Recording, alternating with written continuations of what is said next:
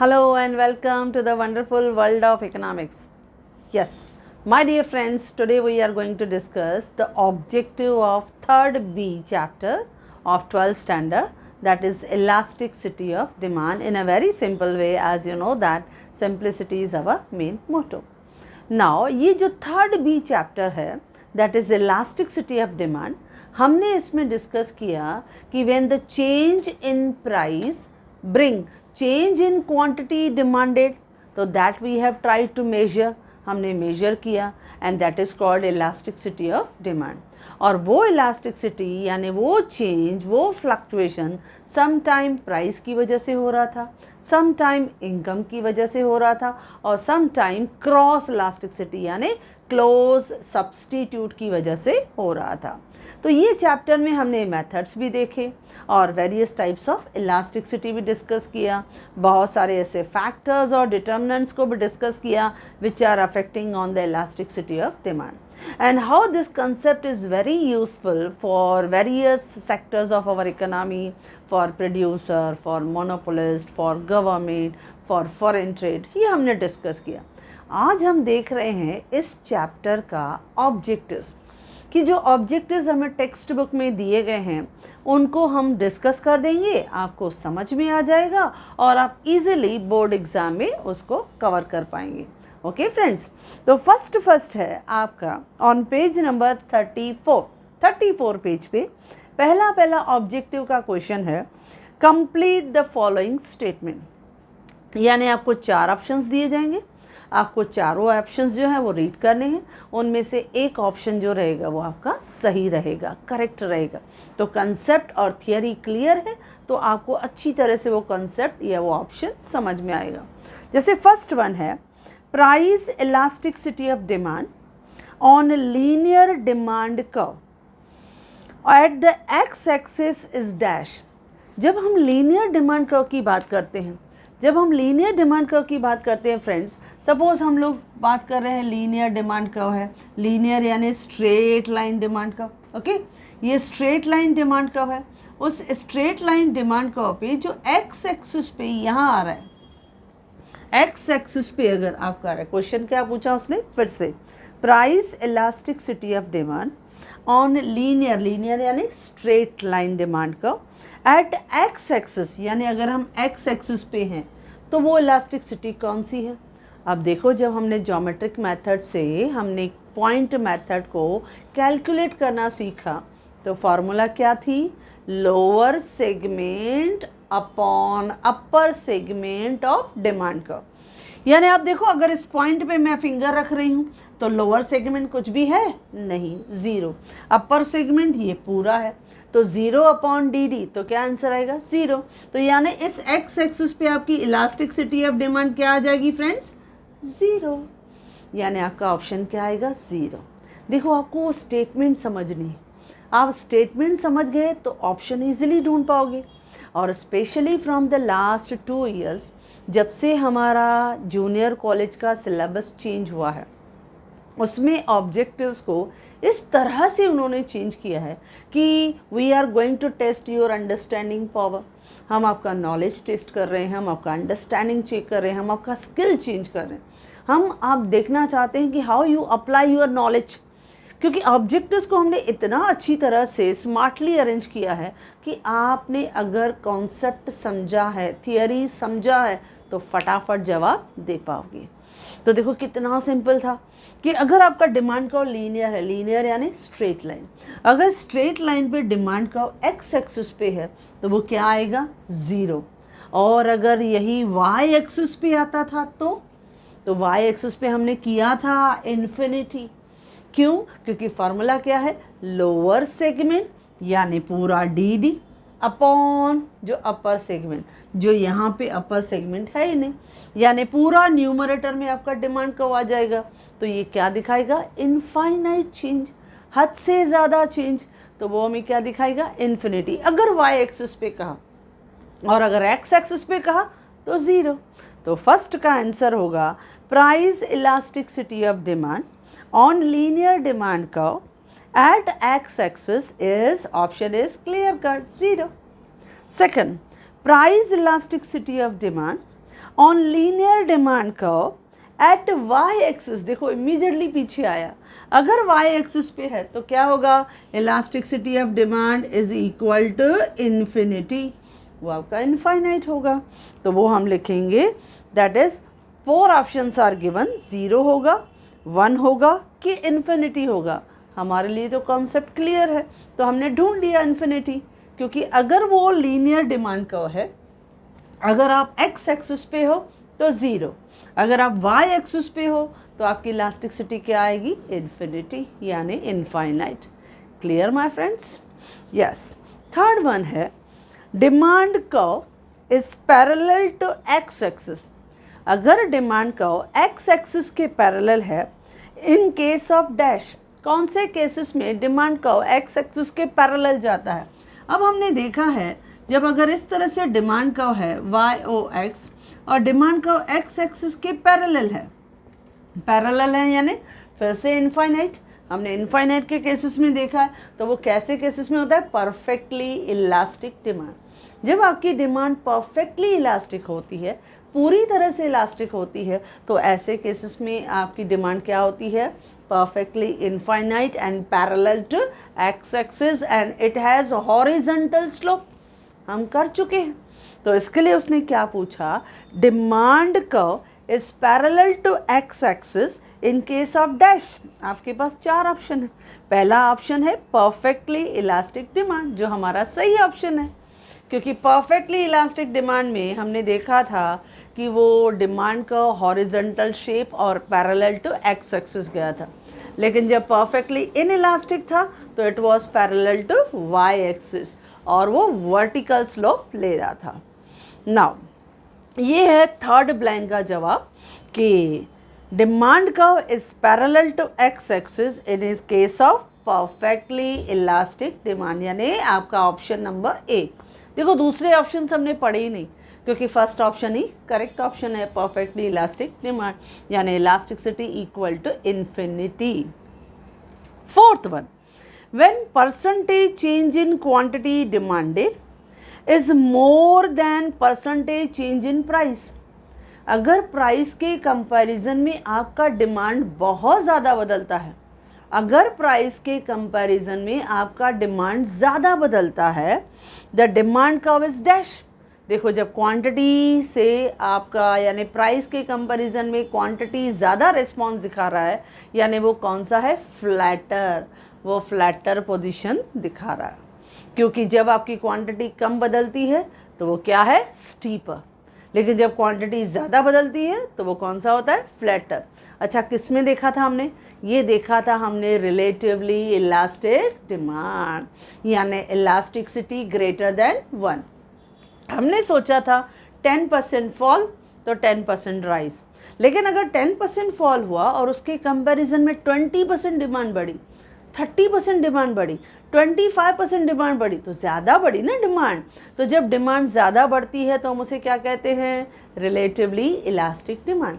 ऐसे सर्कमस्टेंसेस, ऐसे सिचुएशन में डिमांड का कौन सा स्लोप लेता है, फ्लैटर स्लोप, ज़्यादा फ्लैट होता है। लेकिन जब स्टीपर होता है यानी डिमांड कम बदली है, तो सवाल क्या है, फिर से रिपीट कर रहे हैं, when percentage change in quantity demanded is more than, जब मोर देन है तो फ्लैटर स्लोप, जब लेस देन है तो स्टीपर स्लोप। तो more than percentage change in price तो डिमांड कर्व इज फ्लैटर, तो वो फ्लैटर रहता है। Clear friends? यस। नेक्स्ट है fifth one, elasticity of demand is 0। जब इलास्टिसिटी ऑफ डिमांड क्या है, 0 यानी डिमांड नहीं बदलेगी, और डिमांड नहीं बदलेगी इन केस ऑफ डैश, यानी वो कमोडिटीज़ का नाम ले रहा है, लग्जरीज़ के केस में, नॉर्मल गुड्स के केसेस में, नेसेसिटीज़ के केस में, या कंफर्ट्स के केस में। अब ये हमने डिस्कस किया था, लॉ ऑफ डिमांड भी देखा था। कुछ चीज़ें जो बेसिक नेसेसिटीज़ हैं, जो हमारे लाइफ में एनी हाउ चाहिए, जैसे फूड है, क्लोथिंग है, हेल्थ से रिलेटेड मेडिसिन हैं, बुक्स हैं, वो हमारे लाइफ का एक इम्पॉर्टेंट हिस्सा है, उसके बगैर हमारी लाइफ पॉसिबल नहीं है।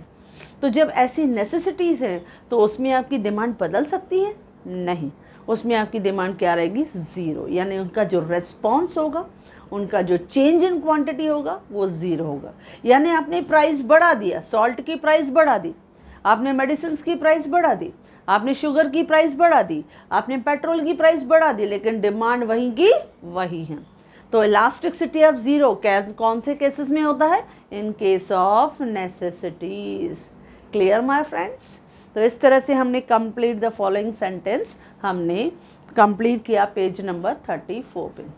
नाउ ऑन पेज नंबर 35 पे क्वेश्चन नंबर 2 जो ऑब्जेक्टिव का ही हिस्सा है, बस हमें ऑब्जेक्टिव्स देखने हैं और एक बार समझ में आ गया आप इजीली बोर्ड एग्जाम में लिख सकते हो। क्वेश्चन नंबर 2 कहता है गिव इकोनॉमिक टर्म, यानी आपको एक सेंटेंस दिया जाएगा, एक क्विज की तरह होता है। हमने सेंटेंस पढ़ा, आप बताओ हम किसके बारे में बात कर रहे हैं, तो आपको वो जज करना है कि ये कौन से कॉन्सेप्ट और कौन से टर्म के बारे में बात कर रहे हैं। जैसे फर्स्ट वन है डिग्री ऑफ रेस्पॉन्सिवनेस, यानी कितना डिग्री रेस्पॉन्स मिला, ऑफ क्वांटिटी डिमांडेड, आपकी डिमांड बदली, to change in income only, आपके इनकम बदलने से आपकी डिमांड बदल गई। तो ये कौन सा इलास्टिसिटी आपने पढ़ा, आपको समझ में आ गया, इनकम इलास्टिसिटी ऑफ डिमांड, क्योंकि when change in quantity demanded is found due to change in income, तो उसे हमने क्या कहा, इनकम इलास्टिसिटी ऑफ डिमांड। और यही उसने कहा degree of responsiveness of change in quantity demanded due to change in income only. अगर इनकम की वजह से बदला है, यानी वो कौन सा टर्म है, income elasticity of demand. Success. Second, degree of responsiveness of change in quantity demanded, यानी फिर से उसने कहा हमारा क्वांटिटी डिमांड चेंज हुआ है, of one commodity due to change in the price of another commodity, यानी एक कमोडिटी के डिमांड में चेंज आया है क्योंकि दूसरे कमोडिटी के प्राइस में बदलाव आया है। ये हमने कहाँ पढ़ा था, क्रॉस इलास्टिसिटी ऑफ डिमांड। जब गुड्स क्लोज सब्सटीट्यूट होते हैं, जैसे टी एंड कॉफ़ी है, बेस्ट क्लोज सब्सटीट्यूट हैं, कॉफ़ी का प्राइस कम हुआ तो टी कंज्यूमर्स वो कॉफ़ी की तरफ चले गए, डाइवर्ट हुए, तो टी की डिमांड क्या हो गई, कम हो गई। इसी तरह से बहुत सारे आपके मार्केट में सब्सटीट्यूट होते हैं, और जब भी किसी भी क्लोज सब्सटीट्यूट का प्राइस कम हुआ या राइज हुआ और उसकी वजह से उसके क्लोज सब्सटीट्यूट पे इफेक्ट हो, तो इसे हम क्या कहेंगे, क्रॉस इलास्टिसिटी ऑफ डिमांड। तो सेकंड उसने क्या कहा था, degree of responsiveness of change in quantity demanded of one commodity, एक कमोडिटी के डिमांड में बदलाव आया, चेंज आया, due to change in the price of another commodity. तो क्या कहोगे फ्रेंड्स इसे, cross elasticity of demand. Third, degree of responsiveness of change of quantity demanded of goods due to change in price, अगर price की वजह से आपके demand में बदलाव आया, प्राइस चेंज हुई और डिमांड बदला, तो आप उसको कौन सी इलास्टिसिटी कहोगे, simple price elasticity of demand, जिस पे आपका पूरा चैप्टर हमें सीखने को मिला कि किस तरह से different types of price elasticity of demand थे, कौन से मेथड्स हैं measuring of elasticity of demand. तो ये सब हमने प्राइस इलास्टिसिटी ऑफ डिमांड में देखा, क्योंकि हमने फॉर्मूला भी वही की, elasticity of demand means numerator में लिखा percentage change in quantity demanded upon denominator में लिखा परसेंटेज चेंज इन प्राइस। तो प्राइस की वजह से चेंज आया डिमांड में, तो क्या कहोगे friends, price elasticity of demand. Success. Fourth, elasticity resulting from infinite change, आपकी इलास्टिसिटी क्यों हो रही है, infinite change in the quantity demanded, आपकी क्वांटिटी डिमांडेड इनफाइनाइट चेंज हुई है। इनफाइनाइट यानी इन्फिनिटी, हद से ज़्यादा। याद करो कौन सा टाइप था हमने, वो किया था परफेक्टली इलास्टिक डिमांड, क्योंकि डेफिनेशन क्या कहता है, याद करो डेफिनेशन हमने पढ़ा, व्हेन अ स्लाइट और zero change in the price bring infinite change in quantity demanded is known as perfectly elastic demand. यहाँ पे elasticity is equal to infinity. तो ये कौन सा है? परफेक्टली इलास्टिक डिमांड, जिसमें हमने क्या देखा, आपका डिमांड को कैसे गया, पैरेलल टू एक्स एक्सिस, और उसका स्लोप कौन सा था? Horizontal. Okay, last fifth one, elasticity resulting from proportionate change in quantity demanded due to a proportionate change in price। यानी इलास्टिसिटी रिजल्ट हो रही है, यानी proportionate change in quantity demanded में आ रहा है, और जितना प्रोपोर्शनेट चेंज आपके डिमांड में आ रहा है उतना ही प्रोपोर्शनेट चेंज प्राइस में आ रहा है। तो याद करो फ्रेंड्स, कौन सा था? जितना चेंज डिमांड में उतना चेंज आपके प्राइस में, न्यूमरेटर डिनोमिनेटर सेम, तो रिजल्ट क्या आएगा? 1। यानी कौन सा इलास्टिसिटी आया? Unitary elastic demand. कैच कर लिया हमने, क्योंकि जितना चेंज डिमांड में उतना चेंज प्राइस में, तो ये कौन सा है? Unitary elastic demand. क्योंकि जब न्यूमरेटर डिनोमिनेटर सेम होता है, दोनों कैंसिल हो जाते हैं, तो रिजल्ट क्या आता है? 1। तो जितना प्रोपोर्शनेट चेंज प्राइस में उतना ही प्रोपोर्शनेट चेंज डिमांड में, तो this is called unitary elastic demand. तो देखो, हमने टर्म पहचान लिया, उसने हमसे पूछा टर्म को पहचानो, और हमने इमीडिएटली जैसे ही सेंटेंस पढ़ा, मतलब आपको इमीडिएटली यहाँ क्लिक होना चाहिए कि ये कौन से कॉन्सेप्ट या टर्म की बात कर रहा है। ओके फ्रेंड्स, अच्छा, अब बढ़ते हैं क्वेश्चन नंबर 3। क्वेश्चन नंबर 3 करता है complete the correlation. Now listen friends, जब हम कोरिलेशन की बात करते हैं तो हम यहाँ पेयरिंग करते हैं, पेयरिंग, जोड़ियाँ मिलाते हैं। यानी वो एक पर्टिकुलर जब जोड़ी आपको पेयर देता है, उसी तरह से सेकंड पेयर को भी आपको कंप्लीट करना। यानी आपको कोई वन फैक्टर मिसिंग देगा, आपको कोरिलेशन यानी रिलेट करना है, कंपेयर करना है कि वो किसकी बात करना है, और उसमें एक ब्लैंक की तरह आपको दिया जाएगा जिसमें आपको फाइंड आउट करना है। बहुत इजी होता है, सिंपल होता है। कि जैसे से फॉर एग्जांपल, अगर मैं कहती हूँ परफेक्टली इलास्टिक डिमांड, तो परफेक्टली इलास्टिक डिमांड यानी कैसे गया? हॉरिजॉन्टल। तो उसी तरह से परफेक्टली इनइलास्टिक डिमांड डैश कैसे जाएगा? वर्टिकल। देखो इजी हो गया ना। अच्छा, रिलेटिवली इलास्टिक कैसे गया? फ्लैटर। तो रिलेटिवली इनइलास्टिक डैश कैसे जाएगा? स्टीपर। तो देखो, एक ब्लैंक छोड़ दूंगी, मैंने अपना 75% काम पूरा कर दिया, बाकी 25% की रेस आपको दौड़नी है। 75% जॉब हम करेंगे, 25% आपको दौड़ना है। तो इसको कहते हैं कोरिलेशन। बहुत आसान होता है, बहुत इजी होता है, कॉन्सेप्ट क्लियर है और आपके सामने पूरा कंपैरिजन है, तो फटाफट उसका आंसर आ जाता है। जैसे अभी देंगे हम लोग। Number 1, perfectly elastic demand. तो उसने क्या दिया है? परफेक्टली इलास्टिक डिमांड को elasticity is equal to infinity, तो डैश इलास्टिसिटी इक्वल टू 0। अब परफेक्टली इलास्टिक इन्फिनिटी, तो परफेक्टली इनइलास्टिक जो ब्लैंक में आएगा, परफेक्टली इनइलास्टिक इक्वल टू 0। देखो कितना आसान था, क्योंकि इलास्टिक है तो इनफाइनाइट, और अगर इनइलास्टिक है तो इलास्टिसिटी क्या कहते हैं हम? 0। बहुत इजी ऐसे कोरिलेशन आपको दिए जाते हैं। इससे क्या होता है? आपका नॉलेज टेस्ट करते हैं कि आपने वो थियरी समझा है कि अगर परफेक्टली इलास्टिक है तो आपका इन्फिनिटी जाएगा, परफेक्टली इनइलास्टिक है तो वो 0 का लेवल दिखाएगा। Okay friends. Second, rectangular hyperbola. Rectangular hyperbola ये हमने डिमांड कर्व में सीखा था एक जगह। कहाँ पे?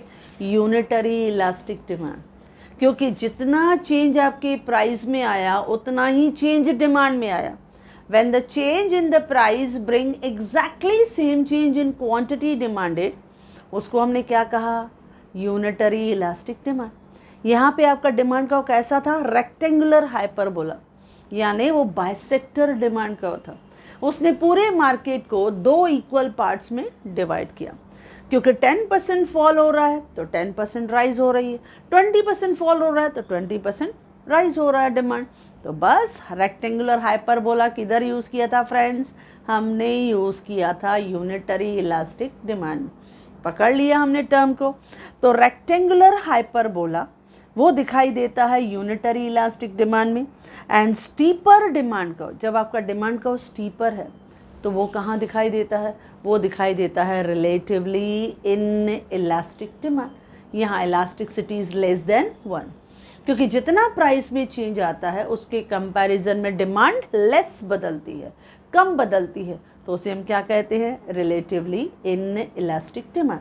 यहाँ पर डिमांड का उन्हें कैसा पोजीशन लिया था, स्टीपर, क्योंकि अगर रिलेटिवली इलास्टिक है तो डिमांड का कैसा जाएगा, फ्लैटर, अगर स्टीपर है तो रिलेटिवली इन इलास्टिक, और सामने रेक्टेंगुलर हाइपरबोला है तो वो unitary elastic demand. Okay friends. Third, straight line demand curve. अगर डिमांड कर्व स्ट्रेट लाइन है, अगर डिमांड कर्व स्ट्रेट लाइन है तो सामने दिया है लीनियर डिमांड कर्व, वो कौन सा है, लीनियर डिमांड कर्व।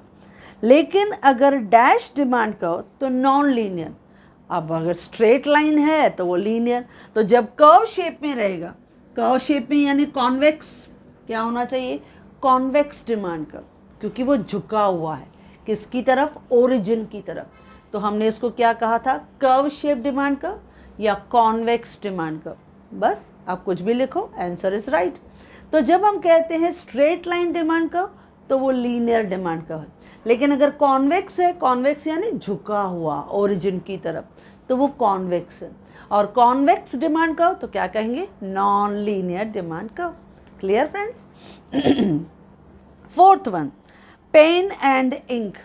अब पेन और इंक क्या है, जब हम लोग यूज़ करते हैं कि when I am using a marker तो इसमें हम इंक डालते हैं, तो ये दोनों कौन से गुड्स हैं, कॉम्प्लीमेंट्री गुड्स, जॉइंट गुड्स। ये कॉम्प्लीमेंट्री है, जब मैं बोलती हूँ पेन है तो उसमें इंक है, वैसे ही मैं मार्कर में इंक डाल रही हूँ, तो पेन और इंक कौन से प्रोडक्ट हैं, हमारे कॉम्प्लीमेंट्री या जॉइंट प्रोडक्ट्स। कुछ भी लिखो आपको राइट मिलेगा, कॉम्प्लीमेंट्री लिखो, जॉइंट प्रोडक्ट्स लिखो, आप सही हो। और सामने कह रहा है टी एंड कॉफ़ी, टी और कॉफ़ी क्या है, क्लोज सब्सटीट्यूट, वो दिया है, तो 75% कम हो गया, बाकी एक ब्लैंक आपको भरना है। देन फिफ्थ वन दिया है रेशो मेथड। जब हम रेशो मेथड में करते हैं तो इलास्टिसिटी ऑफ डिमांड क्या है, देखो दिया है percentage change in quantity demanded, दिया है आपको, that is percentage change in quantity demanded upon percentage change in price. ये हमने पढ़ा है, ये किस में किया था, रेशो मेथड। अब आपको क्या बोल रहा है, dash elasticity is equal to lower segment upon upper segment. देखो ये फार्मूला आपने की है, lower segment upon upper segment किधर किया था, ज्योमेट्रिक मेथड में। अब इधर ज्योमेट्रिक मेथड लिखो, पॉइंट मेथड लिखो, एग्जैक्ट मेथड लिखो, आपको राइट मिलेगा, क्योंकि ये तीनों उसी के नाम हैं। पॉइंट मेथड बोलोगे, एग्जैक्ट मेथड बोलोगे या ज्योमेट्रिक मेथड बोलोगे, इसमें हम यही फार्मूला यूज़ करते हैं, lower segment upon upper segment of demand का। ओके फ्रेंड्स, तो इस तरह से हमारा क्वेश्चन नंबर 3 भी देखो इजीली कवर हो गया। Now question number 4, that is assertion and reasoning type of question. Now listen my dear friends, इसमें क्या होता है, जब हम असर्शन और रीजनिंग करते हैं, ये थोड़े स्पेशल टाइप ऑफ ऑब्जेक्टिव्स होते हैं। लास्ट ईयर 11th में भी आपने देखा होगा कि पूरे टेक्स्ट बुक में एक ही चैप्टर था, 7th चैप्टर, जिसमें ये असर्शन और रीजनिंग आपको दिया गया था। बहुत बच्चे असर्शन और रीजनिंग के ऑब्जेक्टिव्स को टफ समझते हैं, टफ नहीं है, दो इट लुक्स लाइक टफ, वो लगता है कि वो डिफ़िकल्ट है, लेकिन जब मैं आपको एक्सप्लेन करूँगी तो इट्स वेरी इजी, कुछ भी नहीं है उसमें, नथिंग इज देयर, क्योंकि 4 ऑप्शन हर जगह सेम रहेंगे। देखो क्या होता है, असर्शन यानी एक पॉजिटिव स्टेटमेंट दी जाती है, असर्शन यानी एक पॉजिटिव स्टेटमेंट दी जाती है, और रीजनिंग यानी आर, असर्शन यानी ए आपको कोई भी एक स्टेटमेंट इकोनॉमिक्स के थियरी की दी जाएगी। ओके, ये भी एक क्विज टाइप रहता है। तो हम क्या करते हैं, इकोनॉमिक्स की किसी भी थियरी का एक स्टेटमेंट लिख देते हैं। जैसे मैंने लिखा कि जो आपकी इलास्टिसिटी ऑफ डिमांड जो है, it is very useful for the government to decide the taxes. उन्होंने गवर्नमेंट को टैक्सेस डिसाइड करने में मदद करता है। ओके, अब ये था असर्शन टाइप ऑफ क्वेश्चन। अब उसके लिए फिर अगर सपोज जो नेक्स्ट क्वेश्चन जो है, government impose heavy taxes on rich and low taxes on poor, तो मैंने क्या किया, फर्स्ट सेंटेंस को जस्टिफाई किया, मैंने रीजनिंग दिया, कोई भी एक स्टेटमेंट जब हम असर्शन में देते हैं वो पॉजिटिव है, और जो दूसरा स्टेटमेंट है अगर उसको वो जस्टिफाई करता है, दोनों स्टेटमेंट देखो, कभी कभी वो उसका रीज़न होता है, वो उसको जस्टिफाई करता है। ओके, अब दोनों सेंटेंस को पढ़ लिया। अब आपके ऑप्शंस क्या होते हैं वो सुनो। आपके ऑप्शन 4 फिक्स होते हैं। नंबर 1 कि पहला सेंटेंस जो ए है वो ट्रू है और बी जो है वो फॉल्स है। अच्छा, दूसरा क्या कहता है कि जो आपका ए स्टेटमेंट है वो फॉल्स है और बी ट्रू है। ओके, दोनों अपोजिट हो गए, 2 ऑप्शन तो ये होते हैं। थर्ड क्या कहता है, आपका ए एंड आर यानी असर्शन और रीजनिंग दोनों ट्रू है, दोनों सही हैं, लेकिन जो आर है वो असर्शन का यानी ए का करेक्ट एक्सप्लेनेशन है, यानी वो उसको जस्टिफाई कर रहा है, वो बराबर उसको समझा रहा है, यानी वो उसका प्रॉपर एक्सप्लेन कर रहा है, तो वो यानी दोनों ट्रू है और वो रीज़न बराबर ए को जस्टिफाई कर रहा है, उसको प्रॉपर एक्सप्लेन कर रहा है। लेकिन कभी कभी क्या होता है कि जो सेकंड स्टेटमेंट है वो ए को प्रॉपरली जस्टिफाई नहीं करती है। दोनों राइट होते लेकिन दोनों अपना अपना गाना गा रहे हैं। जैसे अगर मैंने बता दिया कि degree of suppose responsiveness of change in quantity demanded due to change in price, तो वो क्या था, प्राइस इलास्टिसिटी ऑफ डिमांड। लेकिन अगर मैंने रीजनिंग में बता दिया कि degree of responsiveness change in quantity demanded due to change in income, तो वो क्या हो गया, अलग हो गया, वो दोनों अलग हो गए। एक इनकम इलास्टिसिटी की बात कर रही हूँ, एक प्राइस इलास्टिसिटी की बात कर रही हूँ, सेंटेंस दोनों सही हैं, लेकिन जो सेकंड सेंटेंस है वो फर्स्ट का एक्सप्लेनेशन नहीं है। तो आपका फोर्थ ऑप्शन क्या होता है कि both A and R true, दोनों सही हैं, लेकिन जो आर है वो ए का रीज़न नहीं है। तो बस आपको यही ढूंढना है। पहले तो आपको सिर्फ असर्शन और रीज़न में क्या करना है, वो दोनों सेंटेंस समझना है। आपको उन दोनों के बीच में कंपैरिजन पता चला, रिलेशन पता चला, आंसर तो बहुत आसान है, जैसे अभी अभी हम करते हैं। देखो कितना इजीली आप समझ पाओगे। फर्स्ट है असर्शन यानी एक पॉजिटिव स्टेटमेंट। क्या कहता है, elasticity of demand explain that one variable is influenced by the other variable. Elasticity of demand हमें समझाता है कि एक वेरिएबल दूसरे वेरिएबल से अफेक्टेड होता है। सही बात है, क्योंकि डिमांड बदली है, क्योंकि प्राइस बदली है, डिमांड बदली है क्योंकि इनकम बदली है, डिमांड बदली है क्योंकि क्लोज सब्सटीट्यूट के प्राइस में कुछ चेंजेस आए, तो फ़र्क तो पड़ा है, सही है, यानी वो असर्शन की एक स्टेटमेंट सही है।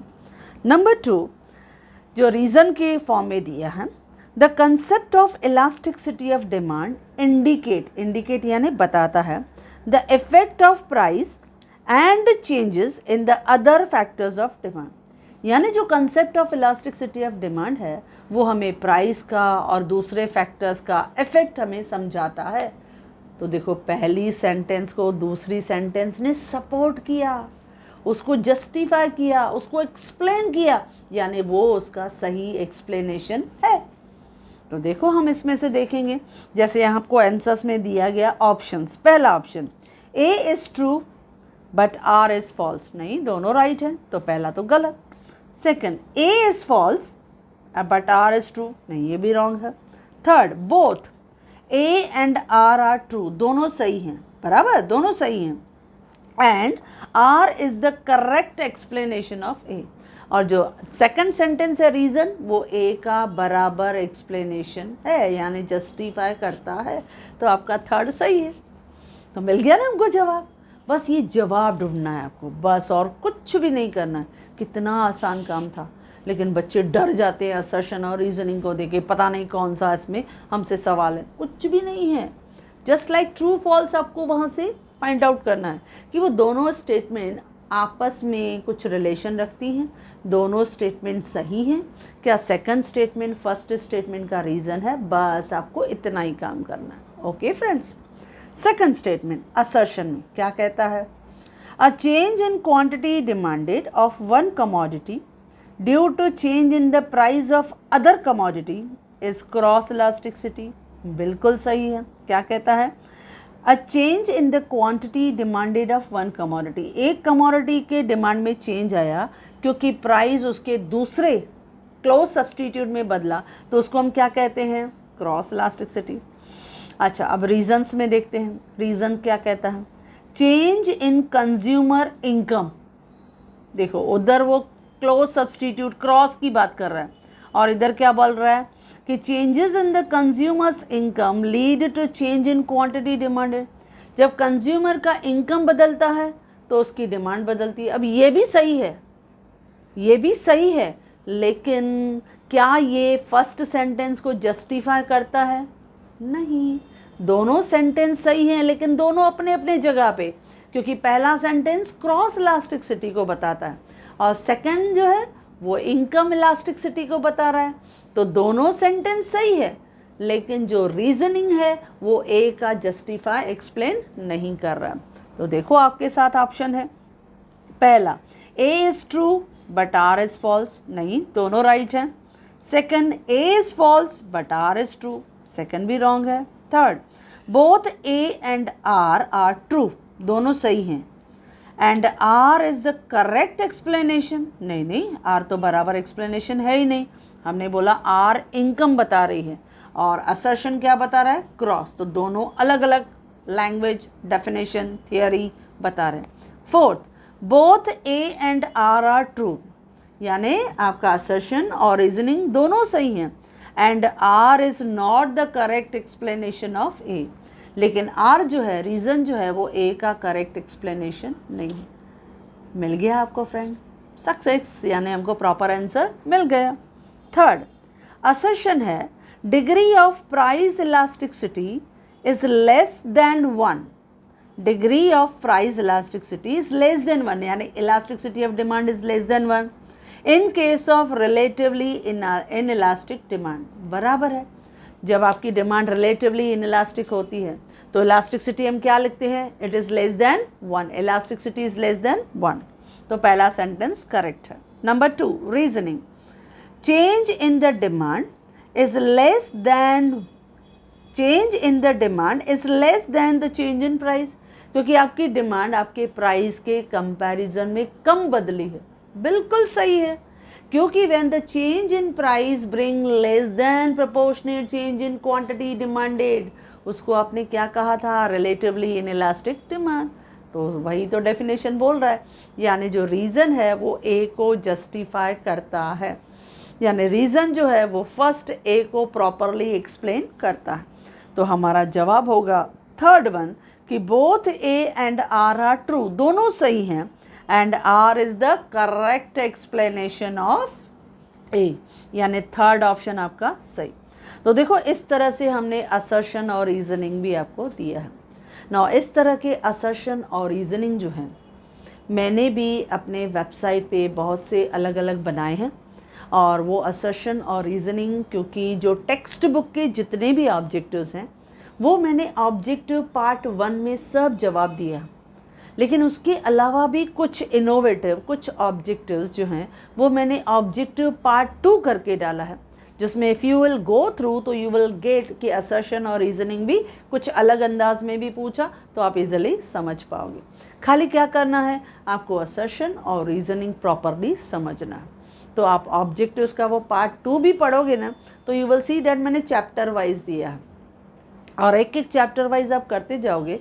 सेशन और रीजनिंग सब चैप्टर्स में ज़रूरी नहीं है, सम सेलेक्टेड चैप्टर्स में हमने दिया है, क्योंकि इसको कुछ सेंटेंसेस जो आपके डेफिनेशन ओरिएंटेड है, जो कंसेप्ट ओरिएंटेड है, वो समझ लिया, बस उनके बीच में कंपैरिजन कोई तो हम असर्शन और रीजनिंग के फॉर्म में दे सकते हैं।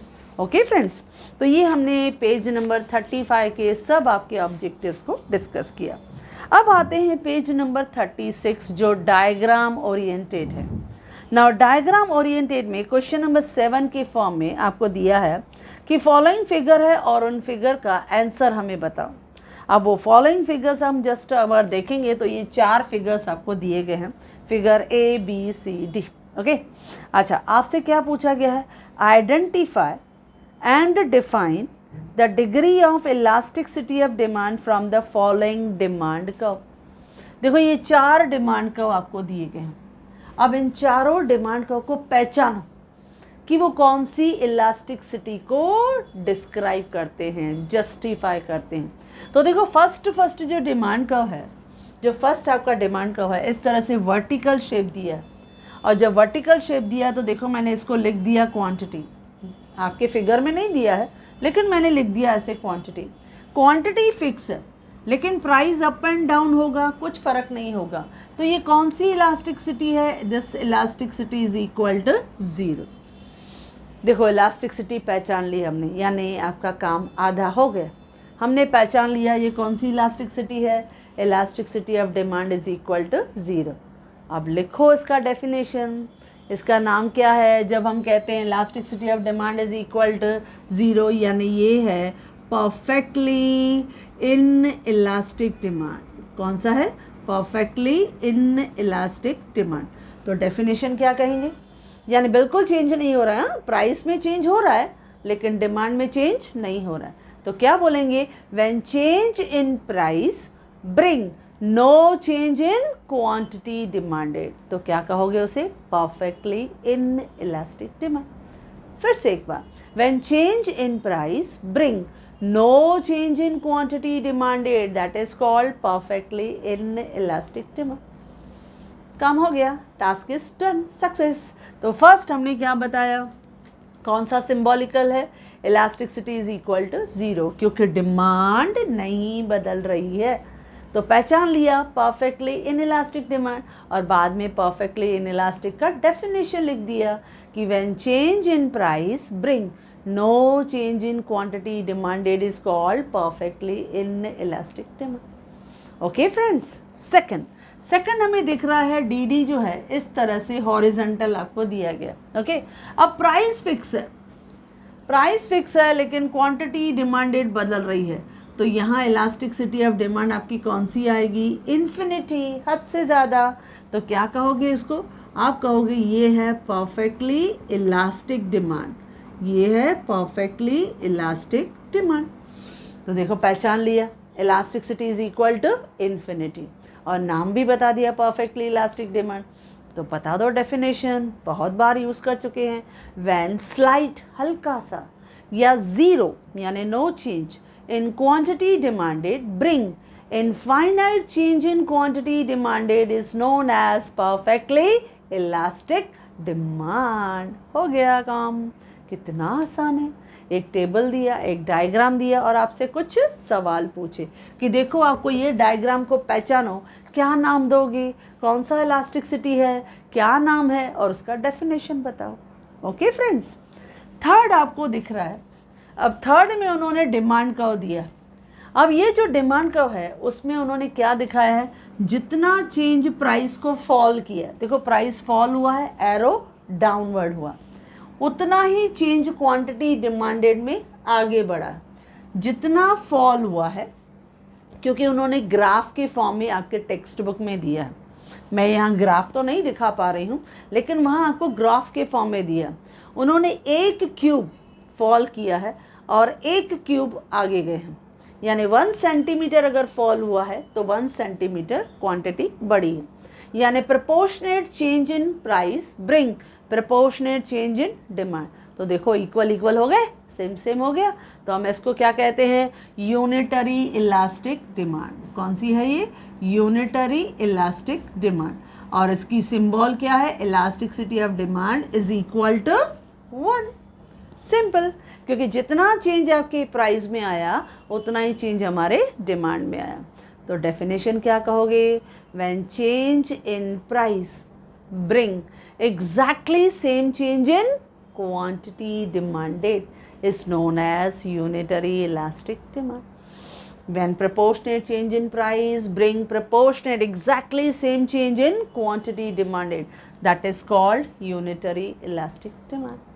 हो गया हमारा third diagram.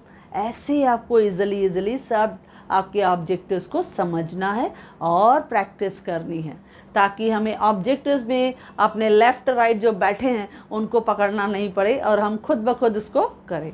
Okay friends, last है जो हमें दिखा रहा है, फिर से ये डिमांड कर्व है। प्राइस फॉल हो रही है, सपोज ये P1 है और ये क्वांटिटी Q1 है। प्राइस फॉल हुई है लेकिन डिमांड देखो ज़्यादा क्वांटिटी में आगे गई है। प्राइस के कंपैरिजन में डिमांड ज़्यादा बढ़ी है, जब ऐसा होता है तो elasticity of demand is greater then 1, क्योंकि क्वांटिटी मोर देन, ज़्यादा बदली है। जब ज़्यादा बदली है तो हम उसे क्या कहते हैं? हम कहते हैं वो है रिलेटिवली इलास्टिक डिमांड, क्योंकि क्वांटिटी ज़्यादा बदली है। तो इस तरह से हमने चारों डायग्राम को एक्सप्लेन कर दिया। लास्ट ऑब्जेक्टिव का क्वेश्चन, क्वेश्चन नंबर 2 क्या कहता है? इन द फॉलोइंग डायग्राम, ये जो हमारा डायग्राम है, suppose this diagram is there, that is question number 2 इसका दिया है लास्ट। अब इसमें वो दिखा रहा है ए ई जो है it is a linear demand curve. देखो स्ट्रेट लाइन है पूरा, लीनियर डिमांड कर्व। अच्छा, उस पे उसने कुछ पॉइंट्स जो हैं वो हमको दिया है, जैसे पहले बी, फिर डी, बाद में सी। ओके, चलो कैसे भी दिया है, हमारा काम है हर एक पे इलास्टिसिटी को फाइंड आउट करना। अब वो क्या कहता है कि in the following diagram A E is the linear demand curve of a commodity. On the basis of given diagram state यानी बताओ whether the following statement are true और फॉल्स। अब बताओ कि वो स्टेटमेंट ट्रू है कि फॉल्स है। Give reason to your answer, यानी आप रीज़न बताओ कि वो अगर ट्रू है तो क्यों ट्रू है, और फॉल्स है तो क्यों फॉल्स है, बताओ हमें। और वो देखो ये लीनियर डिमांड कर्व है, और हमने ज्योमेट्रिक मेथड में हर एक पॉइंट पे इलास्टिसिटी फाइंड आउट किया था। ओके फ्रेंड्स, तो बस यही काम होगा यहाँ पे। देखते हैं कि वो स्टेटमेंट ट्रू है कि फॉल्स है, हमारा काम तो हमें आता है। फर्स्ट देखो क्या कहता है, डिमांड एट पॉइंट सी। देखो पॉइंट सी कहाँ आ रहा है? नीचे। देखो इस पॉइंट सी पे, अगर मैं इस पॉइंट सी पे हूँ तो इलास्टिसिटी कैसे होगा?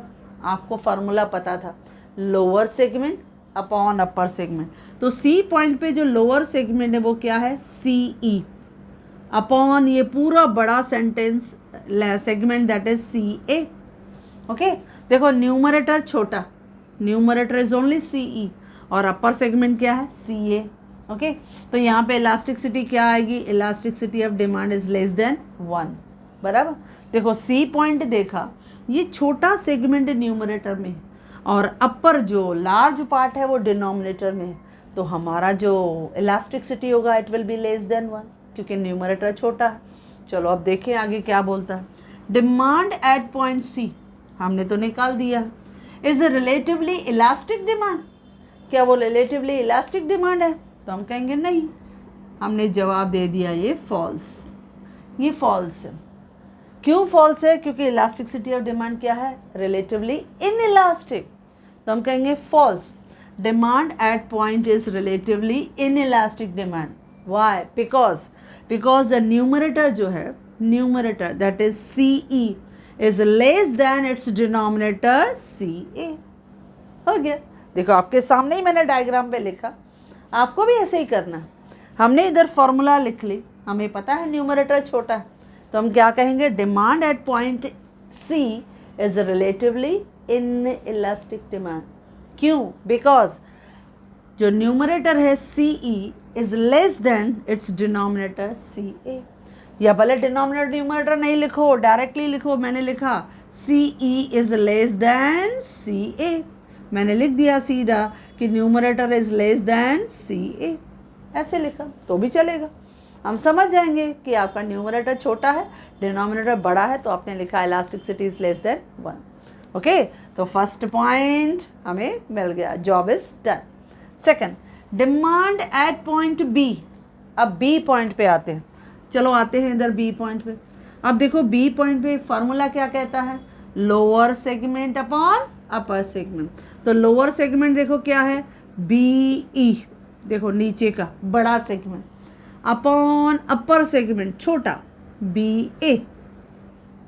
यानी यहाँ पे आपका बी ई जो है it is greater than B A, बराबर, बड़ा हो गया। लेकिन ये क्या कहता है? Demand at point B is unitary elastic demand. क्या वो यूनिटरी है? दोनों इक्वल इक्वल है? तो हम कहेंगे नो, फॉल्स। देखो फॉल्स हमने बता दिया।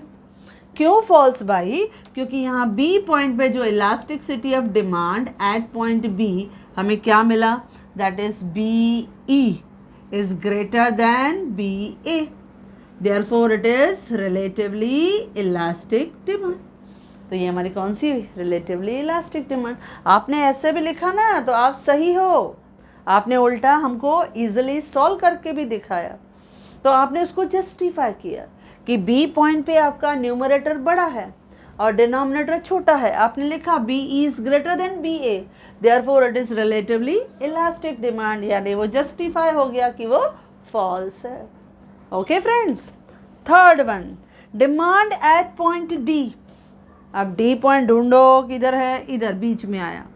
Demand at point D is perfectly inelastic, perfectly inelastic. अब देखें हम पॉइंट डी पे, अब जब हम डी पे हैं तो इस पॉइंट डी पे हमें क्या मिलेगा, पहले lower segment that is B D E upon जो अपर सेगमेंट है दैट इज डी ए। अब दोनों इक्वल हैं, यानी आपका कौन सा आ जाएगा, यूनिटरी इलास्टिक, क्योंकि दोनों इक्वल हैं, बोथ आर इक्वल, तो इलास्टिसिटी ऑफ डिमांड क्या आएगा, 1। लेकिन ये क्या कहता है, demand at point B is perfectly inelastic, नहीं, इन्फिनिटी किधर है, यानी थर्ड सेंटेंस भी क्या है, रॉन्ग, यानी फॉल्स, वो भी फॉल्स है। क्यों, क्योंकि elasticity of demand at D is equal to D E upon D A is equal to 1, therefore it is unitary elastic demand. ये यूनिटरी इलास्टिक डिमांड है, परफेक्टली इनइलास्टिक नहीं है। देखो हमने सॉल्व भी करके दिखा दिया, कितना आसान काम है कि हमने सब इलास्टिसिटी ज्योमेट्रिक मेथड में सीखा था, और वही उसने क्या कर दिया, एक डायग्राम में आपसे ये 4 सवाल पूछा, 4 मार्क्स रेडी, चारों सवाल आपने सॉल्व करके दिया, 4 मार्क्स आपको मिल जाएंगे, फुल आउट ऑफ फुल। या आपको 4 डायग्राम दे दिया, इलास्टिसिटी पूछा और डेफिनेशन पूछा, 4 में से 4 मार्क, कितना आसान है। अगर हम descriptive type short note question लिखते थे तो इतना थियरी लिखना पड़ता था, लेकिन ये जो है आपका विद इन 5 मिनट आपका क्वेश्चन कंप्लीट हो जाएगा। ओके फ्रेंड्स, तो yes, last 4th point, that demand at point A, हम अब ए पॉइंट की बात कर रहे हैं, यानी ऊपर वाई एक्सिस। अब वाई एक्सिस पे पहले लोअर सेगमेंट क्या आएगा, ए ई अपॉन क्या आएगा, कुछ भी नहीं है, यानी डैश, यानी पूरा न्यूमरेटर एकदम फुल है, यानी यहाँ पे हमारी इलास्टिसिटी ऑफ डिमांड क्या आएगी, इन्फिनिटी। ओके, क्या कहता है, demand at point A is perfectly elastic demand, perfectly elastic यानी बराबर इन्फिनिटी, तो पहला ये हमें मिला है ट्रू, यस ये ट्रू। और वो कैसे ट्रू है हम बता रहे हैं, elasticity of demand at point A कैसे मिलेगा, लोअर सेगमेंट क्या है, ए ई, और अपॉन कुछ भी नहीं है यानी डैश, तो ये क्या मिलेगा, इन्फिनिटी। ओके, यानी ये बराबर है, it is a perfectly elastic demand. तो आपने चारों क्वेश्चन का जवाब सही सही दे दिया, और ये कब होगा, when you properly understood the geometric method, when you properly understood the elasticity of demand। जैसा आपने पूरा कंसेप्ट समझा तभी तो यहाँ की पूरी सिंबॉलिक वैल्यू और डेफिनेशन लिख पाओगे, आपने मेथड्स को बराबर समझा तो यहाँ जस्टिफाई कर पाओगे। तो इस तरह से आपको ऑब्जेक्टिव्स की भी प्रैक्टिस करनी है, क्योंकि ऑब्जेक्टिव्स आपने समझ लिए तो it will be again and again, I am telling you, it is full scoring, आपको स्कोरिंग में मदद करेगा, प्लस फुल मार्क्स मिलते हैं और टाइम सेविंग होता है। ओके फ्रेंड्स, तो इस तरह से हमने 3rd बी के ऑब्जेक्टिव्स को डिस्कस किया। Yes friends, if you like this video do share, and if you want my hand written notes the link is given in the description box. Thank you.